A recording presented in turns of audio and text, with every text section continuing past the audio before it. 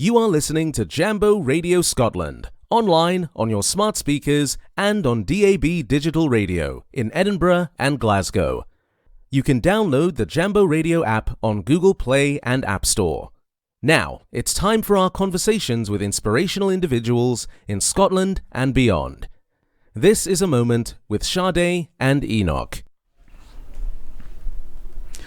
Hello everyone, my name is Enoch and I'm here with my wonderful co-host Juliet and our wonderful guest today, ATTA YAQUB.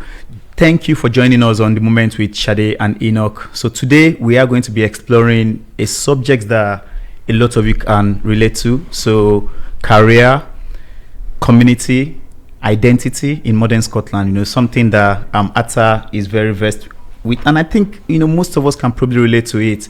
But before we get into that, let's just tell you how you can join us. You can call us on 0141 530 2787, or you can send us a WhatsApp on 0745 990 6822.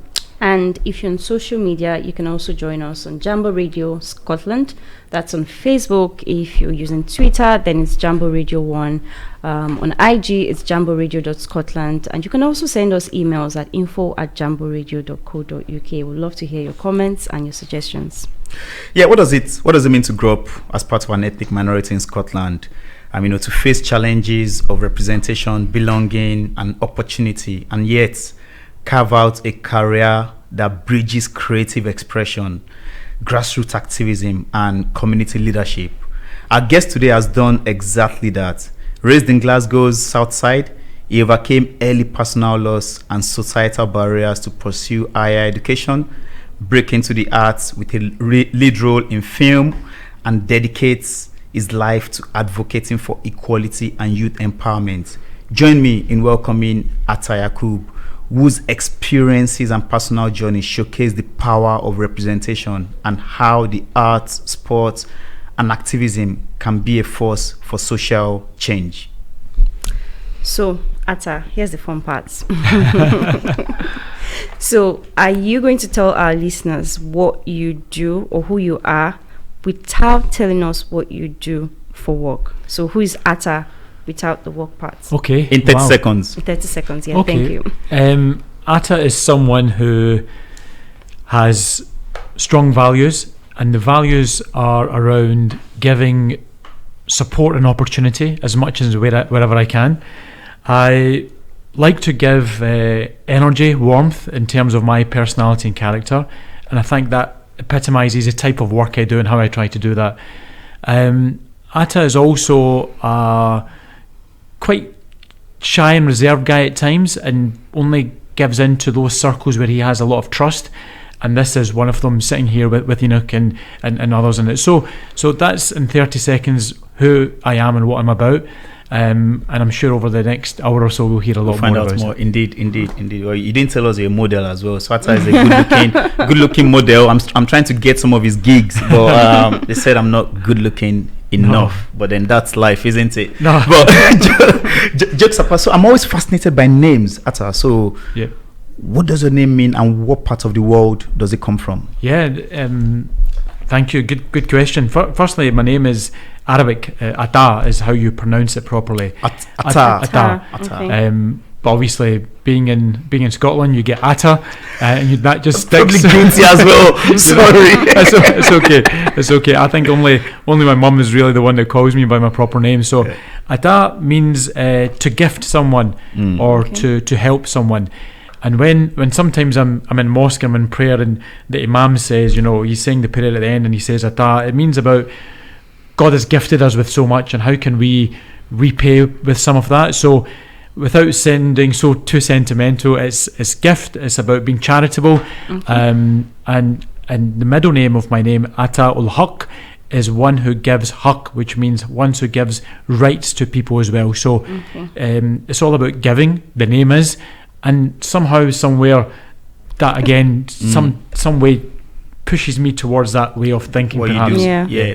And I think we've known each other now for probably 3-4 years, give or take. Yep. And this is not me saying, I'm not just saying this to be nice. What I genuinely feel from you, from our few interactions and conversations, is warmth.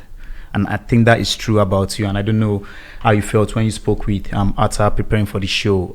There's that, when I speak with you, it feels like we've known each other for a long time. Yeah. It feels like we've had many conversations, even though we haven't. This is probably the longest conversation we're going to have. So we just had 1 minute conversation here and there, 2 minutes conversation, and I get that warmth from you, which you don't normally get that from people in day to day. So you definitely have captured yourself there, where you said, warmth, strong values, and so linking that back to your upbringing. You grew up in south side of Glasgow, so I'm not very versed with Glasgow, so you probably go help us and help me as well, give context to what south side of Glasgow is, and also being from I guess immigrants community, Asian ethnic minority, all that wrapped together. What was it like growing up?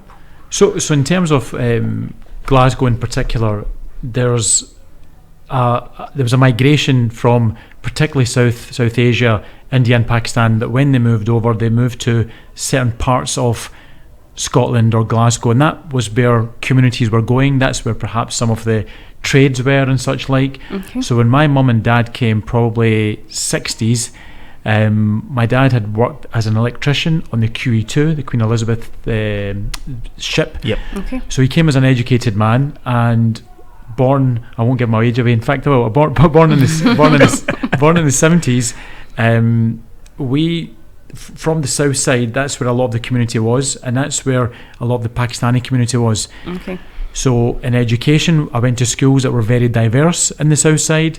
That's where my upbringing was, and that's where essentially, after losing my dad at the age of 4, most of my life was spent until I got married. So the south side, the essence of it, if you ever have time there, it's got shops and food places from a range of different multiculturalism aspects, and it felt like home, and it still does. So even though I've moved away from it, the south side gives a sense of we kind of belong, because you see people like you all the time. Now, growing up, in terms of role models, there wasn't many. You grew up in the 80s where racism is high, with the rise of the BNP and the National Front, Combat 18, and all those groups are now transformed into other names that we may or may not come to. But growing up, there was still a divide, sadly, but the community that I was with allowed me to integrate. But at the same time, there was always a caution of what's happening behind you or who's doing what, because people didn't know if you were from Pakistan, if you were black, or if you were Eastern European. They just didn't know and didn't get it. And my life, since a certain period, is about teaching as much as that as we can, because if we don't embrace differences, we're never going to succeed as a community or as a society. So when you give that warmth, is knowing the struggle that perhaps my mum went through when she lost my dad at a young age, perhaps is growing up in an area where you had to mix in, otherwise you got left out and division started. And these are key things to me always. Okay, so talking about you losing your dad at that young age, I know that it's a huge challenge, because I also lost my dad at a young age, so I know how it feels. Sorry about that. But what I wanted to understand is, how did your mom's strength, how did it shape your outlook on life generally? Because I remember you mentioned that she raised about 5 kids. So that strength, how did it shape your outlook on life? Juliet, it's a wonderful question, because now when you reflect on things and you're a professional, you've got friends from different communities, your understanding of life becomes a lot more vast. My mum is, and still to this day, she just gets on with people. So she had to force herself to be involved with other people. Why? Because she had no family here, extended family. She was only daughter to leave 8 siblings in Pakistan to come here, and then she lost her husband within a matter of, say, 15 years roughly. So she had to embed herself, and being the youngest, I was always given, I guess, a bit of opportunity to do what I like. So I wanted to join the boys brigade, for example, to play football. She, however she could, she managed to push me into that. Not come and attend, but go and do it. She gave me that trust. At school, sports was a big thing for me, so I was always encouraged to do it. Not at any great level, but it was always like, that's what he enjoys doing. And as my personal and professional career developed, my siblings became my role models in different aspects. One brother was pushing me towards education. Other one, he was living in London. He was involved in modelling, but he was doing it at a big stage. And he said, "Look, we're blessed. Here's some links." So I was always encouraged to do something different. But my mum's warmth with other people is still to this day. She gets to go to a group every Tuesday and Thursday. She, if there's a community event or something happens, like even, God forbid, even funerals, she knows of who's passed. She's just so connected without being connected. And I always wonder, maybe that's who I got it from, and it's absolutely who I got it from. She showed that warmth, she showed that connectivity, she showed that, I guess, networking, if you want to call it, without sounding so prescribed. That's what it is, So that's who I get some of that from. Yeah, that's interesting, because I was going to ask you next around grassroots activism, community spirit and all that. So I think you've answered it around, it's essentially come from your mom. Yeah. And your mom probably got involved in that out of necessity. Sometimes it is what it is. So you have, I'm just trying to understand family dynamics. You're the last born out of 5 children. That's right. So you have how many brothers? So sisters? 2 older brothers, 2 older sisters, then me. And then you. Okay. Are they all still in Scotland now? Have they? No, in England, one back and forth from Pakistan, and 2 sisters here. Yeah. Fantastic. So it's a bit of variation, but everyone's spent a little bit of time away in terms of being in London or other places. Some of them have come back home, but I've always been kind of based here, even though I had a little spell of 2 years in London, did some work abroad, but this is always a base. Okay, that's good. So let's talk about your experiences growing up, right? Looking at the work that you do, especially for youths and for, say, people of ethnic minorities, right? What are those influences in your childhood that you'd say has led you towards this? I know you just mentioned your mom, but could it have been the environment? Could it just have been that maybe that was just your purpose? What do you think the influences were that has guided you towards this path? I'm trying to think back. So when I joined the Boys Brigade, I know this is really going back now, right? The Boys Brigade, I don't know if you know or not, it's actually a church-based organisation. Okay. So someone as a Muslim going into a church, right? It's a bit strange. They have to go into church on some Fridays for some. Because my son. So it's almost like a youth club. Yeah. Okay. And that youth activity at that very young age, and that passion for sport, was what was my connective piece to community and to the wider society. Yes. Yep. Yes. So after that, I guess I was very fortunate to be in Shawlands Academy. My 2 best friends, one was black, one was mixed race. And in the early 90s, when we were at school, that's not very common. We were almost like a boy band, right? We had the Asian guy, we had the black guy, we had the mixed race guy, and we all had struggles that no one else knew about, from being Pakistani, from being mixed race, from being black. And they're still, probably to this day, still my best friends, even though one's in Plymouth and Dave works in production at the BBC. We just had this connective piece, and it was a blessing. So we used to go to a youth club there. We played football together for the school team, for the Boys Brigade. And then as I got older, that footballing ability, without it being put into a kind of, level of expertise or professionalism, because we didn't have the understanding of how to progress that. Now life is very different. I'm able to understand what communities need. But I then met a group of friends who were really interested and keen on football. We set up our own organisation. We set up a charity in 2001 that's still running today, my best friend and I, and that is all about giving youth from diverse ethnic communities a chance into sport. And that's where it stemmed from. We were at school, we started doing some youth work as 15, 16, 17-year-olds. We grew a connection with a local youth community support agency. And whilst we were at university, it was income, not going to lie, because you have to work, but it was that wider connective piece to the community. So doing that youth work, setting up a youth organisation, and doing those proactive activities was where that sports and community interest happened, and then the art side came into things, which I'm sure we'll go into as well. Okay. Yeah.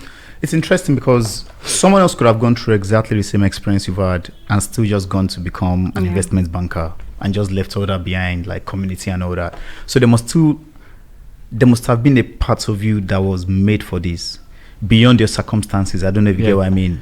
Yeah, and Enoch, honestly, I listen. I'm not the most religious person, but I've got belief and faith the way we all do, you know, and the bigger being out there. And for me, that journey, touch wood, somehow just shaped itself. When I finished university, and I did an okay degree. I was a Bachelor of Science in Technology and Business Studies.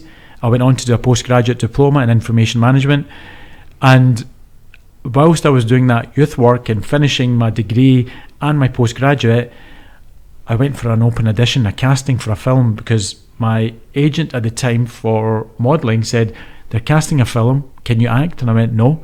They said, look, as chance happens, they're looking for a Pakistani Muslim. I said, okay, I'm one of those. I can play that. They said he has to have it's a bit of a love story. I goes, we've had a few love stories. A few Bollywood. So before you knew it, I was casting with one of the most acclaimed directors in the UK, Ken Loach. Oh, no way. Yeah, I ended up being a lead in his role in his film. Yeah. It was all about a Pakistani Muslim falling in love with a white Irish Catholic girl, and the basis of the film was post 9/11, where Muslims were being targeted for so many things. We won't go into them, but we know the rhetoric behind some of that. But they wanted to show a story that was very real, it was very honest, and they didn't want to focus it on terrorism or you know this. They wanted to focus it on a love story between human beings. Yeah, exactly. People. Yeah. And somehow I managed to land this role, and if I can honestly say, hand on heart, life-changing. In every aspect of acting, connecting, networking, profiling. I would never have dreamt of being an actor, and then this gave me an insight and an inroad into this. So I was very blessed. Listen, you work hard, you know, and you make that blessing become a part of your life, and that's what I've had to do. But that's where it stemmed from, around 2004.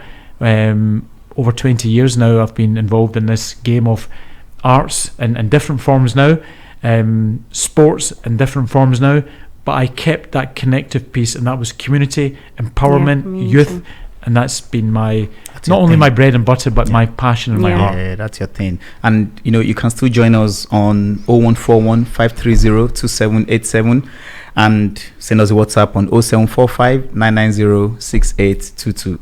And if you're on social media, you can always send us a message. On Facebook, it's Jambo Radio Scotland.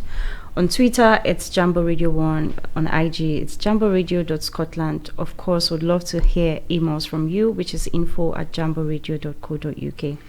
And, you know, ATTA, you've been involved a lot. You've just mentioned it as well. Youth work, you know, advocacy and all that. It's so you, as you said, your bread, but that's what makes your heart beat, right?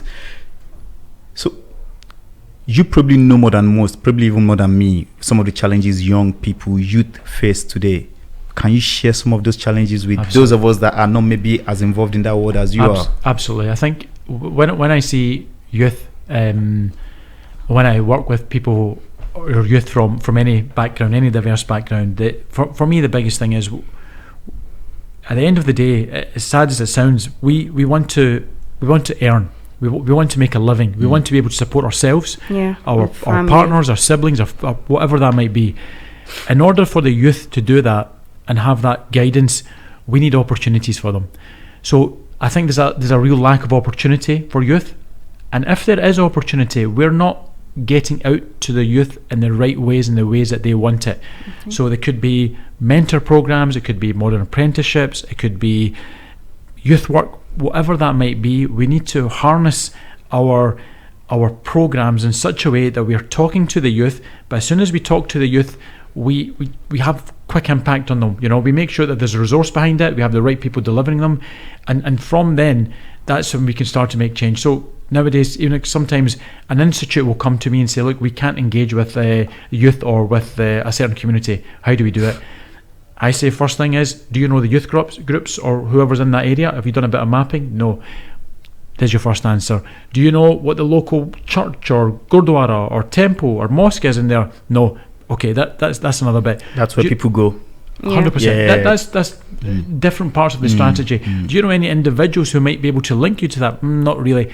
There's another part of it, and I know it's sometimes I think to myself, is that really simple? Surely people see that, but they don't, right? You know, am I right? They don't see No, it. they don't. And then they don't know how to engage because they think, I don't say anything wrong. You know, I don't. Can I say, nah, we're not bad people. We're just human. We're just human. We want to hear it, and once you get those people, you start to do that. So understanding what the youth need is a career, a guidance, and how we do that is by creating a variety of things. So if someone's coming from an arts program and they want to do acting, I would say don't leave it to the acting, expand on it. Is there areas of production? Is there areas of technician work? You know, because there's so many elements of it. People just think arts, acting, that's it, I can't be an actor. No, there's levels to it, there's variations to it. I've went into sport. Yes, I do work around equalities in sport, but in sport there's work around research, marketing, IT. So there's so many, absolutely, there's so many, Juliet, levels to it, and we are not, or institutes are not giving that information enough.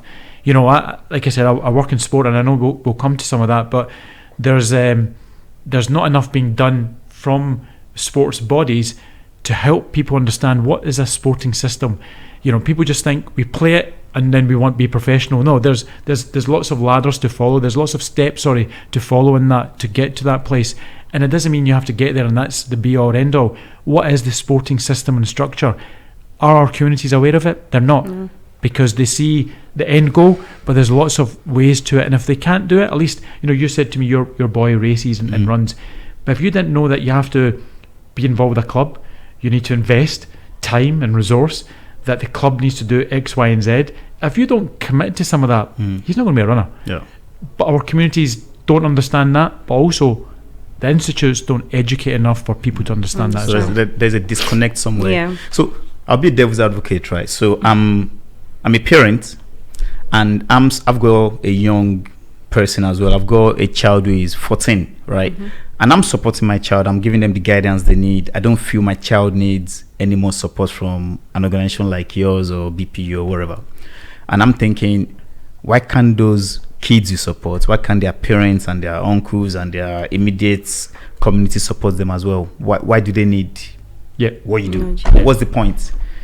Yeah, so they absolutely need people from our own community. So if anyone's listening, please, if your child is involved in sport or anything, be that parent who goes and supports, because otherwise we leave it to others and then we think our hands are washed from it.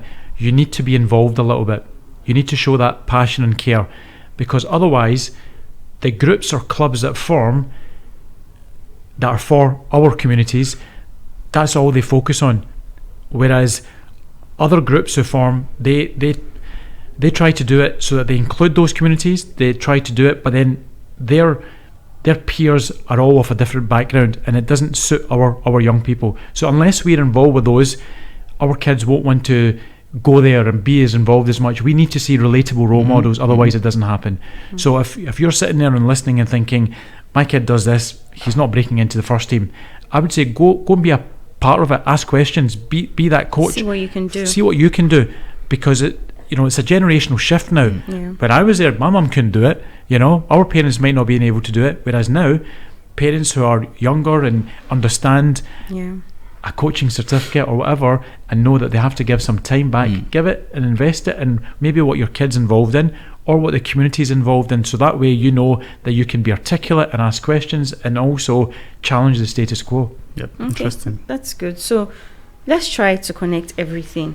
Your other passion. Good luck with that. Your other passion is sports, right? Would I say it's a passion or an interest?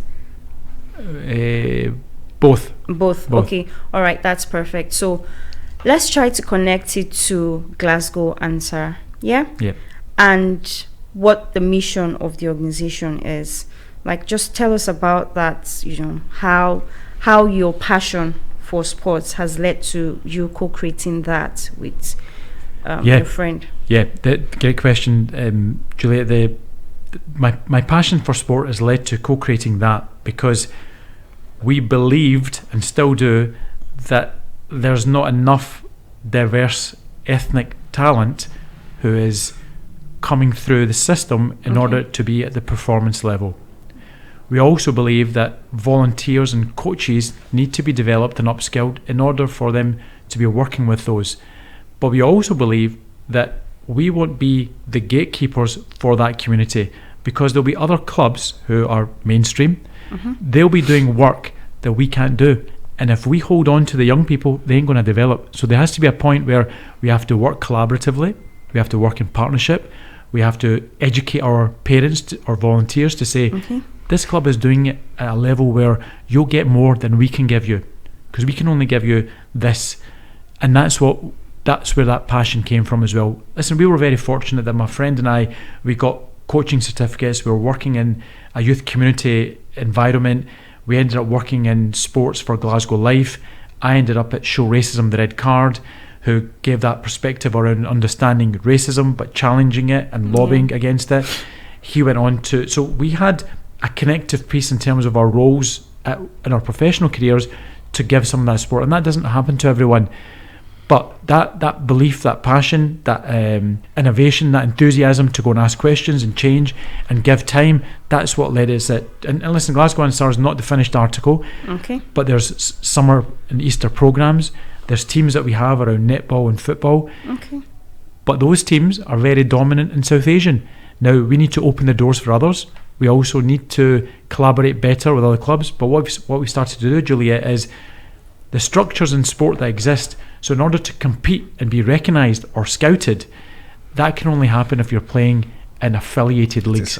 Our communities don't get that. You know, there's some great brothers at Scoutable United, you know, who are doing some brilliant work. And listen, they ask me for my support in different ways. They can't get some of that affiliation, so they're being creative in how they're the young people that they get talented or scouted, how they do that by playing teams and stuff. So there's different methods that people are doing, but sometimes our people, and me included over the years, sometimes we get protective of our community. We need to allow them to flourish and go to other places as well, you know, and that's something that takes a bit of time. That's something that's powerful, the ability to let go. Because I think sometimes in community work we then end up being part of the problem by, as you said, holding on to say, you know, we've got these many people in our community, and we do it because we think that if we don't, we might not get funding. You know, they might think, oh, these young people are going to go somewhere else. So we need to be cautious of that, but also we need to try to, sorry to interrupt you, but we also need to go and try and work with the local authority or the partnership to say, look, we're doing this because of this, but if that organisation there is mainstream and we want to connect with them, let's open our arms. And in my work just now, I'm trying to encourage more of that, you know, with great groups like Passion for Fusion, you know, the Black Professionals Network, that, you know, the adventurers. We're trying to do a bit more of that across the networks that we are trying to grow as well. It's interesting.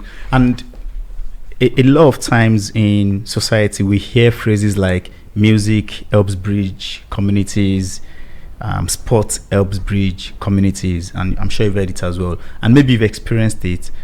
Is there a way you can bring that to life for us? Because I've heard it so many times as well. Can you give us, instance examples where sports that maybe you've been involved in, or the community sports you're involved in, how it's actually bridged communities, like a real life example? I think sometimes what happens is events happen and communities come together for those events, but there's never a follow-on. And it's a really good question, because the examples on that are probably low. I think there's groups that do some of that work. For example, there's a football, a Unity League that runs unaffiliated, and they bring a lot of communities together to play competitive football. The sad thing is those groups, but then remain within themselves. They only come it's for just one off, and then back into their own. I think that's where there's a gap. I think that's where there's a gap. And again, listen, I'm happy to explore some of that. How do we actually bring integration into a part of Edinburgh, a part of Glasgow, to say we've done this, but let's bring a few people together and start a bit of a project. What would that project be? Yeah, long term. What is that project? Well, let's just call it youth empowerment, for example, or youth leaders, and that will be around bringing 3-4 different groups together, and then saying, who are your 3-4 key people that you want to grow? So there's not enough of that. I'm not going to lie and try to sugarcoat that question. It needs to happen more. Sometimes the one-off things are great, are lovely. I took a group once to the National Theatre Scotland. It was primarily Sikh community and Muslim community. They all came together on the day. They mixed so well, But what was the next step? So the institute who organised it were like, this is great for us. We've got the Pakistani community, we've got the Indian community, we'll get some black people in here. But where are we going with this? Are you going to do some career guidance for them? Are you going to offer some sort of roles or we need to tweak some of that conversation with them. And that's where hopefully, you and I can develop some of that work going forward, and we can find a niche somewhere, because I think that connective piece is missing, if I'm honest. Interesting. Between communities. Yeah, absolutely. And I think maybe one of the ways, especially for we that are immigrants, right? Well, especially for we that are first generation immigrants, just sort of breaking ground. One of the ways we can get our kids and young ones assimilated into the community is through sports. So and there will be some clubs out there who are in certain areas. I mentioned the south side earlier. Now that migration from the south side, from particularly South Asian community, has went towards East Renfrewshire in Glasgow, which is quite affluent. So that migration has been really interesting. Now, if you want to have some sort of not profile, but if you want to have some sort of stature, people are saying, let's move to East Renfrewshire. And I guess that's what I'm moving to next. The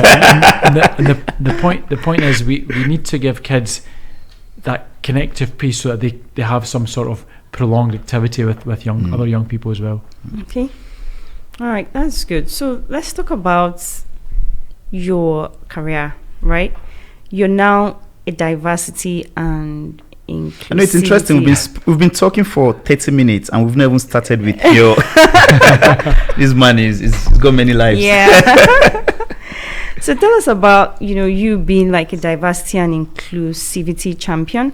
Yep. And what does that role entail? Like, what do you do? Yeah. How do you do it? So that role is with the National Governing Body for Sport. Okay. And I'm very fortunate again, because I was working with, just in terms of professional career, I went from the Scottish Football Association, where I was an equity lead, to I worked for the Prince's Trust, which is now the King's Trust, which is a big charity, and I was involved in an education programme there, and I went on to do some work around business development for the charity.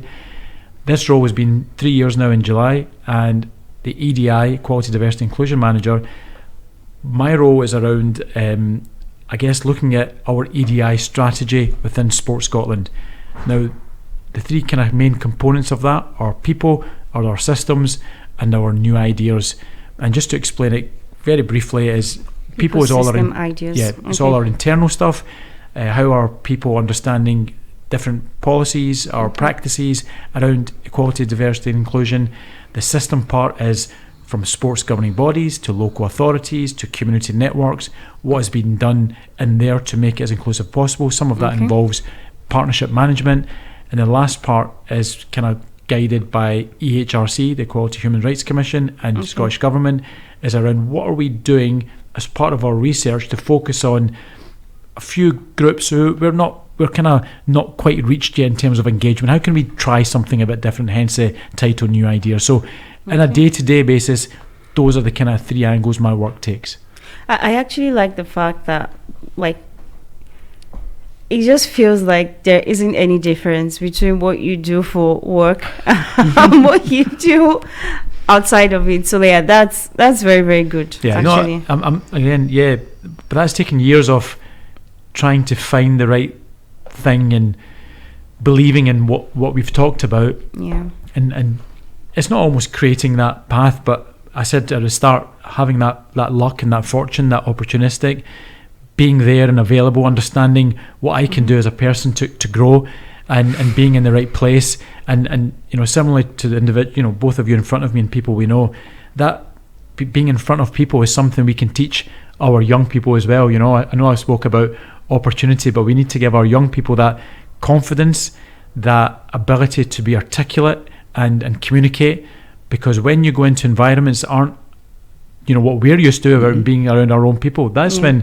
things get tough. When you can go to a room and it's full of white people and you might be the only black or Asian person there, and you think, how do I put across myself as an individual, but also what I believe in, so that people say, he's trying to make a difference, let's get him involved. And that's really hard, and that's what our young people nowadays miss, because social media is taking over, and how do we use the strength of some of that to really shape their lives is really difficult. But it's taken years of practice and experience, I guess, to do that. Just a follow-up question to that. What do you think are the positive changes, or I'm saying from your own experience, what do you think are the positive changes that you've seen in terms of like diversity and inclusion, and that's in the sectors that you've worked in, compared to maybe what it was before? I think in the sectors that I've worked in, which are primarily arts, we've not spoken about my acting stuff yet. Come on. We'll get there. In terms of arts and sports, right? The big differences are that organisations and institutes want to get involved. They're asking questions now. They're trying to create programmes. Okay, they might not be putting in thousands of pounds, but they're trying to find. They're understanding that if they're not inclusive, whether you're black or a different race, whether you've got a disability or not, whether you're straight or not, whatever that inclusion looks like, they know how important that is, because every single person that works for someone now has got a story. They could be from a different background, they could be a different gender, whatever that might be. So that's changed, and then the power of social media has changed as well. How you use that to your advantage, how you use that to sell yourself and give you that profile is cute as well. But don't, please, people think who are listening out there that that's all it takes. You need to back up with skills and certificates and be that person, so that when you come to do this face to face, you've got something behind you. And just so you've given us the positives, right? So there's always room for improvement. So where are the areas? Because I'm not as involved in sports as you are, but I'm getting more and more involved. You're talking of coaching certificates. I've picked up a few as well. I've been pulled in. I'm now an assistant coach in my boys' football team. That's nice. It's time consuming, but I enjoy it. I enjoy supporting my son and supporting all the other kids as well. So, and I think one of my problem as well is I've got a problem when I get into a place or space. I struggle to just be an onlooker. I feel like I've got to get in. So I need to be 100% in. You know how some people can just sort of stand by and do that for years. I can't. I think, and it's funny, if I look at my life, that's what happens most of the time. I go to a place, I'm an onlooker for a while. After a while, I'm stepping on, and then before I know it, I'm really in, and I'm like, how did I even flipping get in? I'm supposed to just watch. I'm with you, Enoch, honestly, and we're very similar in that respect, and that's maybe why we have that warmth and understanding, because I think there's a few reasons for that, because you can make that change, and if you're not in, who else is going to be in just like you? There won't be many, right? That's one thing. So I'm similar. Sometimes I think of something and I think, well, that'd be really good learning for me, but my little girl might benefit from that. In fact, that group there might benefit from that. So I'll just connect them to that, and then I can step back. So what I've started to do is, if there is a connective piece, for example, I'm doing some work with Cumbernauld Theatre at the moment, and they're wanting to engage with our communities, and they don't know how to. So again, did some of that strategy, but then I go in, and then it's facilitate this, do this, but then I need to step back and empower some of those other individuals to say, you go and take that, because there's your chance. So I could be the orchestrator at the start, and it might help me in terms of, it could help me financially, it could help me in terms of my experience and that specific remit. But then I have to take a step back and say, I don't actually have that time. I've made the connections for you guys. Come on, you go and push this. And then it's up to those individuals.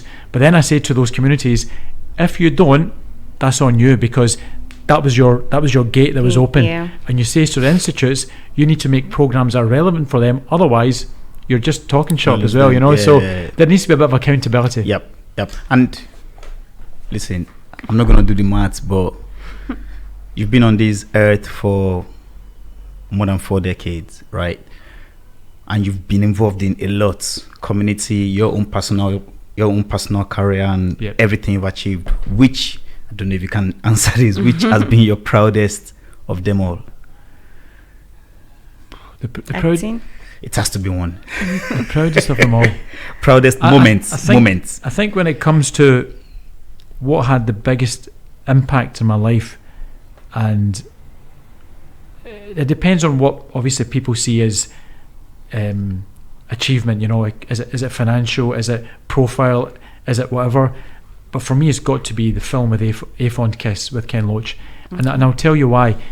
As a young man at the time, it put me into a world where I was totally unbeknown. You know, I didn't know how the game worked. I didn't know what was production, what was acting, what was directing, what was reading a script, what was. Because we were just a model. You know, that was just a side thing. Like, it was just. That's what I'm saying. So you just went from that world into full time. Yeah. And then the bit I was actually talking about this the other day with someone, and the bits of advice that I got still stick with me around. Look, don't give up what you believe in your day job is. You know, because you might not make that step into being a star, and it might be now, which it was then, and it lasted, and then it went down, and then it built up. So you know, your career in that respect, you have to take the hits, because trust me, there's been a lot of hits. Sometimes you think this rolls for me, and it's 3 months in Australia, for example, and you're down to the last 2, and then you look in the room and the actor who walks in, he's been on TV like every second day, and you think, I'm not getting this, but you know, you it hits you, it breaks you. So see, for a few months your emotions go.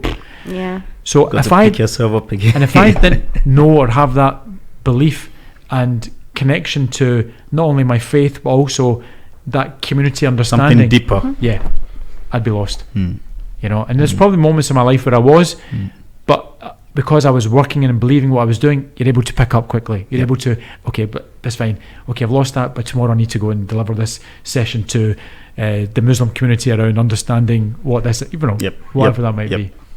Fantastic. I just wanted to touch on the acting. Is there a way you've been able to weave it into community development? Probably from that example around, I said Cumbernauld Theatre. I probably haven't. There's probably a part of my life, Juliet, that I want to do next is, and it's a bit innovative. I want to maybe do some workshops for our communities. I want to use what I've learnt to pass on to young people. Yes, look, there's great theatre schools happening, and some of my friends are running the best ones. But sometimes, just for our people, there's not that, because they might want to see Enoch delivering a workshop and being whatever. They might want to see you being a presenter of. No, trust me, because what you've got here and the skills we have, how are we teaching those to do that and be confident to talk into a mic, to give eye contact? These are little nuances that we've learned as being professionals. Young people don't know them, so there's some of that still to be done, I think, in my opinion, that I hope I can maybe do one day. There's a project there, right? A future project. All right, that's perfect. So I just want to know what advice you'd give young people, like from different ethnic minority backgrounds, based on your own experience. What advice would you give them on, say, navigating life generally? My advice would be to try things. Be opportunistic. If something sounds a little bit like, oh, drama, no, I'm not doing it. Why not? Just do it. Just do it for a short term. Because see those 3-4 weeks that you do it, there'll be something that you might learn in it. See, if you don't want to, you know, look, we're sitting quite comfortable in front of mics, and I told you an example where I was at the BBC doing some announcing, totally out with my comfort zone. I would rather be in front of the TV, but this job was all a bit behind it. I didn't know how to work the technical stuff that our brilliant producer does here, but that gave me a space to learn. And I was nervous, I was anxious at times, but it gave me a skill I didn't have. You know, it was a freelance opportunity. But young people, we have to create those opportunities for them. But if their parents say it, or if they see something on social media, they need to be brave enough to do that. And nowadays there's so much more, because everyone has a phone, so you can create something and say, how do I make that look like a story, for example, in the art space? So that's you not only creating content, talking in front of the content, you've done 3 or 4 things that we never knew at 15, 16, 17. It took us years to get to know. So for me, it's about trying things, being bold, and that's hard, where when you don't quite know what that is, and if for example, Enoch just gave the example of, I don't know if Enoch plays football or has played football, but he's involved with something, he goes, I want to take some of that coaching on. Yeah. Now, he might not be the best footballer, but he might give an instruction to a kid that's better than what his coach has been giving him, and that could be just by saying, try it a different way, because your foot might, and kid might think, God, that he's right, he's not, and I might try it like that. So you have strengths in everything that you do, and even if you're not the best at it, you'll find something that's suitable for you and that someone is able to relate to. Yep. And follow on, what advice would you give your younger self if you could? Oh, my younger self. Teenage self. Teenage self. God, when I was a teen, I thought I was really cool, Enoch. I had this long hair. I used to put in a pony. I used to think, I just need to. I can picture that. I need to just chill, man. I was trying so hard to be cool, and I thought no, and I've hopefully learned that I don't need to try hard. I just am cool, right? No. I think a teenage self was trying not. You don't have to fit into the crowd that you think is cool, or the crowd, whatever crowd you fit into, that is your crowd. Be comfortable with it, and embrace that, and do things with that crowd, rather than thinking, is it looks, is it sports, is it what someone's doing? Nah, your own circle. Me, David, Tumo, who were at the time, we were blessed with different things, and that was our group at that time. My boys at Ansar, our thing was, we were Pakistani guys who didn't have the opportunity, so we had a real passion to prove our point to teams who were different from us, that listen, we can play football. So always have that, that you can prove yourself in a different way, and that would have been my advice as a teenager to myself. To your old self, and that's really powerful. And it's when I was gonna get my kids to start writing a letter to their future self. So I'm gonna get them to start it this year. So they write a letter once a year until they are 18. I'll keep the letters. I do that to myself. Oh, you do? It's there's a website called Future Me. So I write a letter, and I write it to like a future date. So they'll release it to you. It will be delivered to my email. Wow. Yeah. Hopefully that company still exists in. It does. In your future world. In your future. So the one I want my kids to write is handwritten, so it's more personal. It's more personal, so they can open it, they can look at their writing 20 years ago, wherever. So it's just something, but that's by the way. Love it. So ATTA, I want to ask, you've done so much from the professional space to the non-professional space to community and all that. What is next for Mr. ATTA? Are there things you're looking at, thinking I could potentially go into that, or is there something concrete that yep, that's my next project? I think you already mentioned one about community data and all. Yep. Enoch, I've never been like that, to think ahead, to think. Okay. And I think when you become like that, then there's a huge disappointment if you don't get there.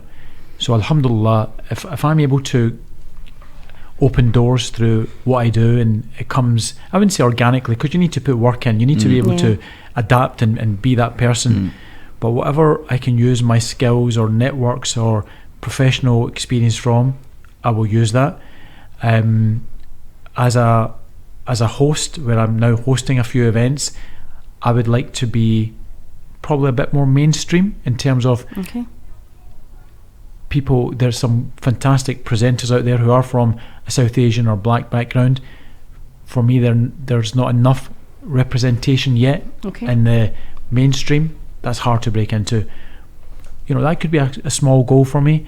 In sport, I need to encourage what I do in terms of the work with sports governing bodies, not just about getting people into sport, but them understanding the system of sport, so that if they're involved as a volunteer or as a coach, but how do you get them to work in that space? That needs to happen, because South Asians, apologies, I don't know enough in terms of young people, but it's always lawyer or medicine or accountant. It's really high-end stuff, which is great, but a lot of them don't get there. What are we doing for those areas? And if sports and the arts can create these opportunities, I'd like to be that pivotal voice or person that helps influence some of that with the structures that I work in. So that's something really key to me, is in terms of youth and community empowerment. But I try not to do that, because you know, gone here today, gone tomorrow. You know, it can happen anytime, anywhere, and that's not to be really, you know, sad about it. It's just reality. So I take each moment, blessed with each moment, and if something happens and there's stuff to do around it, yeah, make that happen. But don't think, well, I need to go and be this top actor and invest all my time in it. It might not be for me, you know. I might never get there, but I still make the steps to get there through my enjoyment of it, through my connective piece of it, and through my hard work of it. But it's not the be all and end all. Yeah, it's interesting you said that. I met a guy at the weekend. His girl is in my girls class, so P3, and we're just chatting about life generally, and he said, oh yeah, he would like his girl to go to a prestigious university, Harvard, Oxford, and all that. And I was like, me personally, I just don't believe in those things, right? So I was like, oh yeah, that's great. So I was like, but does your daughter do any sports? So now I'm a sports, I preach sports. Advocate, truly, because I was saying, so my kids doing sports, I'm not thinking my kids are going to end up becoming athletes or footballers or whatever, but they're learning so much from it that they can take into life when they eventually say goodbye to sports.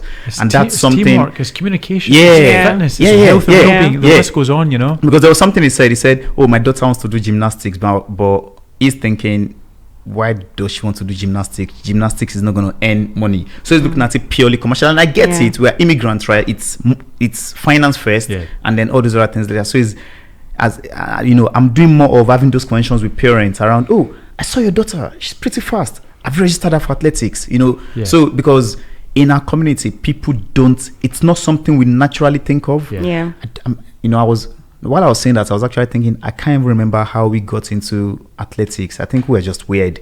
My family is just weird. But generally, like, folks from our community would not naturally do that. You wouldn't just sit one day and think, I'm going to register my kid for athletics, you know. But we did that, and thankfully it worked and all that. But we have a tradition here. We've been battering you with questions for the last 50-something minutes. So it's your turn. We're turning the table. You've got one question for myself or Juliet. That burning question we've always wanted to ask Enoch. This is your moment. Wow. And Juliet, take it away. Juliet, I'll start with you. What do you get from being on Jambo Radio? What is your purpose behind it? Because look, you're for me, you're giving your time. Yes. You know, it's not going to be, if anything, money related. You know, we don't have thousands of listeners, inshallah. You know, it will grow. What is it about? What brings you here every week? This is actually the second time I'm having this question today.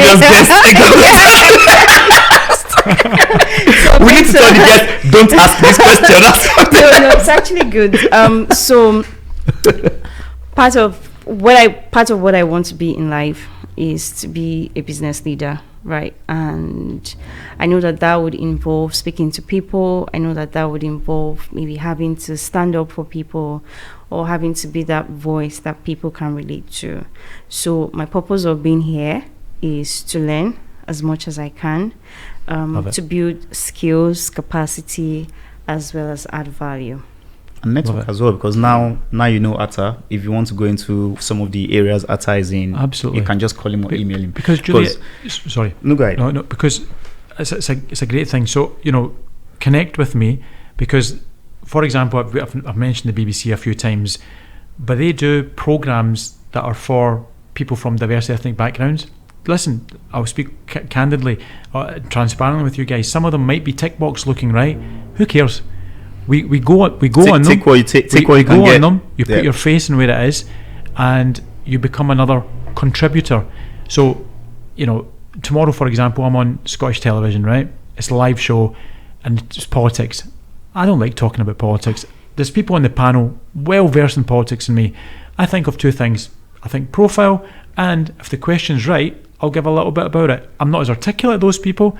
I don't care, and I used to get really apprehensive and nervous about it, thinking, you know, but there's a few people you'll know on it that go on it and stuff, and I think, yeah, I'm going to do this. So use use those networks to say, ATTA, look, is there a connective piece there? How do I become a contributor to that? Listen, they might never call you, but there's a profile that you can put down, and they might say, oh, Juliet, you know what? 6 months down the line, we've got your details. You fancy coming in to do something? These are the things that will make you be that leader even more as well. Thank you. Fantastic. Any question for me? We have to speed it up. Yeah. Though. What motivates you? What motivates me? I don't know, man. It's the fear of not having done enough. It's not a good thing to motivate one. I don't want to look back and say, wish I could have done more. Yep. So I try to do everything I can, and that's what motivates me. I want to do everything I can, and that's why. And maybe that's why when I get to my son's footballing, I'm sitting there. And a few weeks in, I'm doing the coaching certificate. Yeah. Is that what more can I do? What more can I do? And that just pushes me. But then beyond, I think while I'm fortunate is I can control it. Some people probably throw themselves into everything. They get burnt out. I can guarantee you, I'm not one of those people. I don't get burnt out. I value some things. Time with my family, time with my wife, time with my children. So those specific time, and I value them. So I don't let anything take that away. So as much as I gain this, gain that, gain, I'm like, so there's a lot of things I'm like, nah, I'm not doing that. So I can't do it. Or I can tell you someone else that can do it, but I'm not doing it. Or my heart is not in it. I'm not interested. So so that's what motivates me. Okay. So next, Tradition is, or do you want to take this one? What did she say? She so we said, have a tradition where second tradition.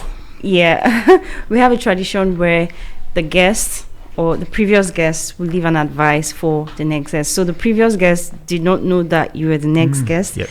Yeah, but she's blind advice. Yeah, exactly, blind advice. So she's left an advice.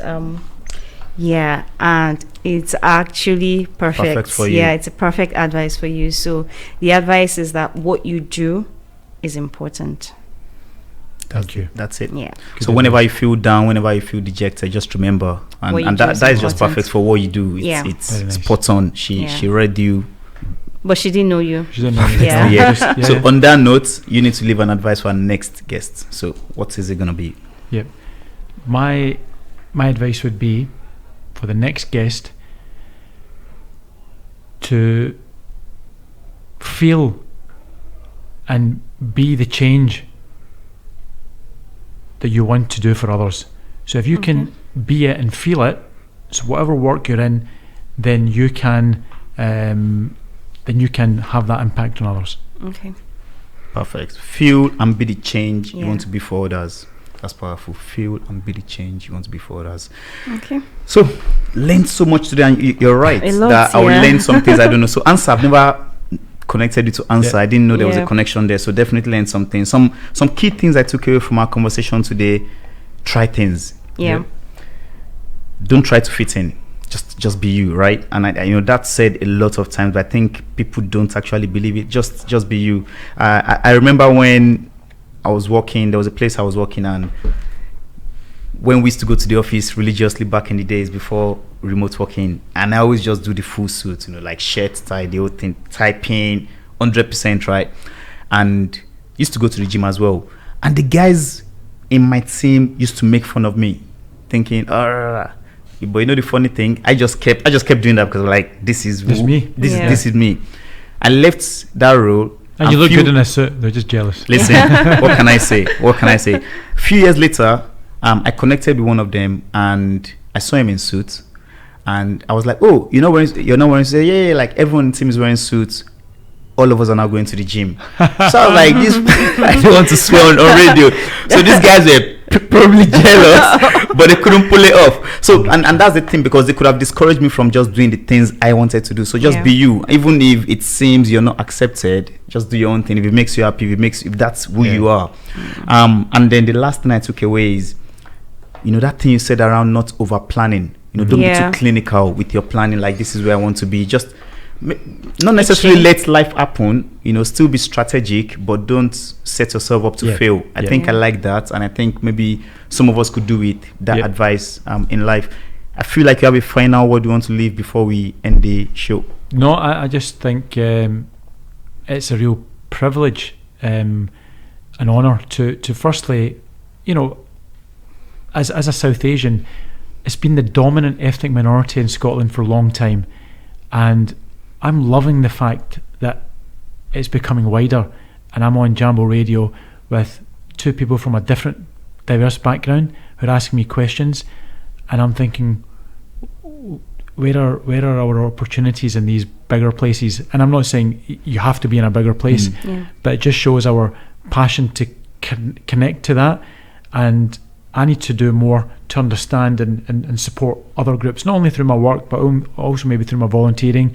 And I know Enoch and I have opened up doors for each other in different ways, and it will continue to do so. But for me, it's a real privilege and honour, because I was at something the other day, Scottish celebrities galore. It was wonderful, and there was an element of falseness to it as well. I didn't feel had to be anything false here just now. I felt I could be myself in any way, and I could share my narrative that was really engaging and understanding and honest, whereas in that other circle I might not have got away with that. Pick and choose. And that's credit to the way you guys made me feel, but also how we are as human beings as well, and that's not always the case. So that was my little thing to share. Thank you very much. You're going to make me teary, but I will not cry on Jambo Radio. Thank you very much for joining us. Thank you very much, ATTA, for coming to share so much. And you can connect with ATTA. You're on LinkedIn, Instagram, Facebook, anywhere else, Facebook, and ATTA YAQUB, ATTA YAQUB. And thank you very much, Juliet, for being my co-host again. Until next time, take care. Bye.